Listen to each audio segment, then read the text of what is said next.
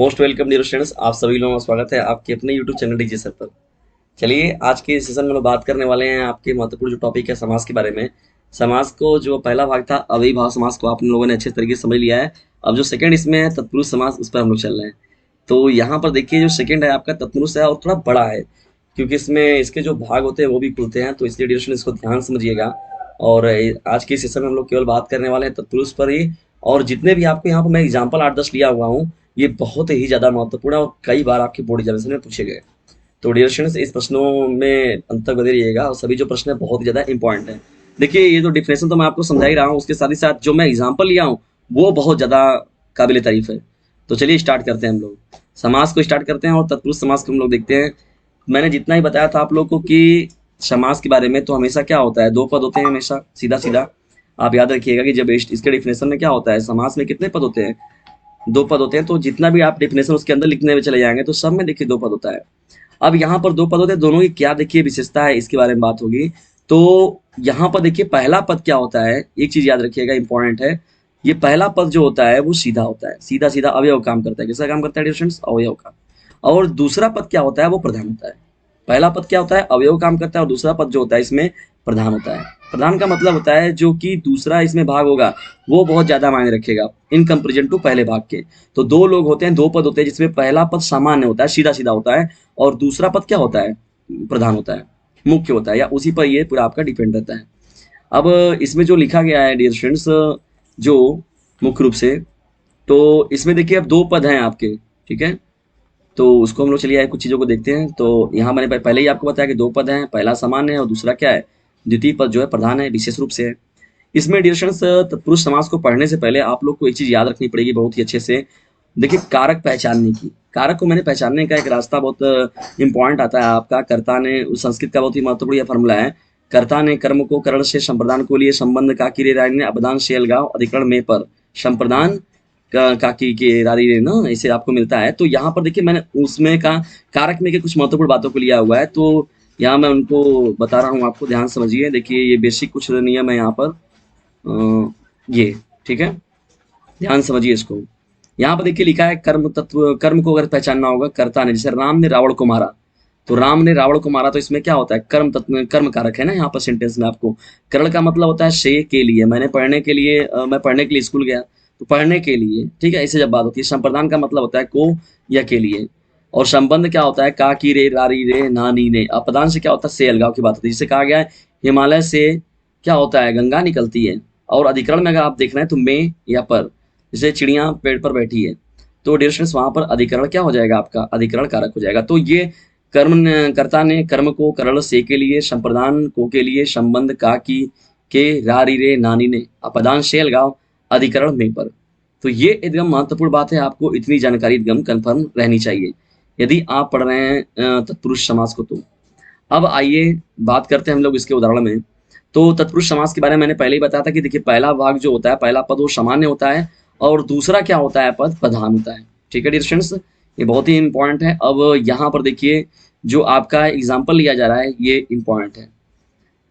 मैं एग्जाम्पल, क्योंकि यहाँ पर एग्जाम समास में आपको एग्जाम्पल पहचानने के लिए, पहला बात है बहुत ही इंपॉर्टेंट होता है, पूछता है आपको एग्जाम्पल पहचानने के लिए। तो देखिए पहला एग्जाम्पल इसमें जैसे लिया गया आपको, यश प्राप्त ना, यश प्राप्त।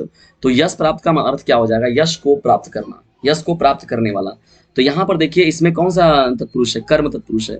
कौन सा तत्पुरुष है, कर्म तत्पुरुष की बात होती है यहाँ पर ना। कर्म तत्पुरुष का मतलब क्यों है, क्योंकि यहाँ कर्ता ने कर्म को, तो यश को प्राप्त करना, तो यहाँ पर क्या हो जाएगा, कर्म तत्पुरुष हो जाएगा। मतलब अगर तत्पुरुष समास भी आप लिखते हैं तब भी आपका समझ लीजिए सही है, लेकिन तत्पुरुष के अंदर जो प्रकार आ रहा है आपका कर्म तत्पुरुष हो जाएगा, ठीक है।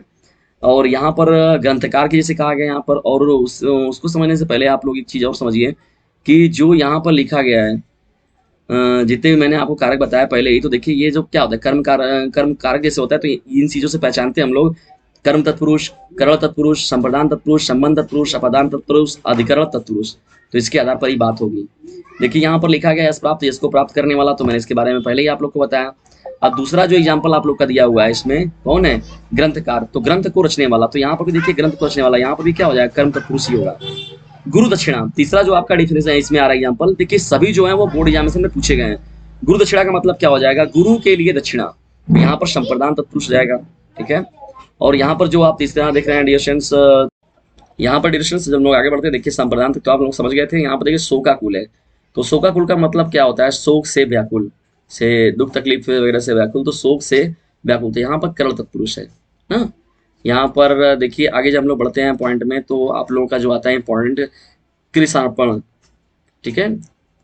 तो ये एग्जाम्पल देखिए, सभी जो एग्जाम्पल है, पहले तो मैंने आप लोग को पहले ही देखिए वैसे एग्जाम्पल को मैं यहाँ पर चुनकर लाया हुआ, जो कि आप लोग के लिए बहुत ही इंपॉर्टेंट है। यहाँ पर समास पहचानने के लिए ज्यादातर आपका बहुविकल्पी ही मिलता है, आपको ऑब्जेक्टिव टाइप होता है, उसमें जो राइट होता है उस पर आप क्लिक करके चले जाएंगे, तो बहुत ईजी होगा। अगर आपको डेफिनेशन नहीं पढ़ना चाहे तो कम से कम एग्जाम्पल को जरूर देख लीजिएगा। कृष्ण अर्पण का मतलब क्या हो जाएगा? कृष्ण के लिए अर्पण। तो यहाँ पर देखिए के लिए कहा, वो के लिए, तो यहाँ पर संप्रदान की बात होती है। सेनापति, सेनापति का मतलब क्या हो जाएगा? देखिए दूसरा एग्जाम्पल जो है आपका सेनापति, तो सेनापति का मतलब होता है सेना का पति, ठीक है। सेना को आगे ले जाने वाला, सेना को मोटिवेट करने वाला ना, जो उसका मेन रहता है, उसके उसके ऊपर कार्यभार रहता है उसका पूरा सेना का। तो सेना का पति यहाँ पर देखिए संबंध तत्पुरुष को ये बता रहा है। रोग मुक्त, जो आगे हम लोग बढ़ते हैं यहाँ पर, तो क्या आता है आपका? रोग मुक्त। तो रोग मुक्त का मतलब क्या हो जाएगा आपका? रोग मुक्त, रोग से मुक्त। मैंने पहले जैसे बताया कि हिमालय से क्या होता है? गंगा निकलती है, तो अलगाव की बात होती है, रोग से मुक्त हो जा रहा है इंसान, तो यहाँ पर अपादान तत्पुरुष हो जाएगा आपका, ठीक है। भयभीत, भय से भीत, तो भय से भीत, तो भय से मतलब क्या हो जाएगा? तो यहाँ पर भी अपादान कारक हो जाएगा। घुड़सवार, तो घुड़सवार का अर्थ जो होता है हिंदी, वो लिखते हैं हम लोग क्या? घोड़े पर सवार, ठीक है। घोड़े पर सवार ये हो जाएगा आपका, और यहाँ पर क्या हो जाएगा?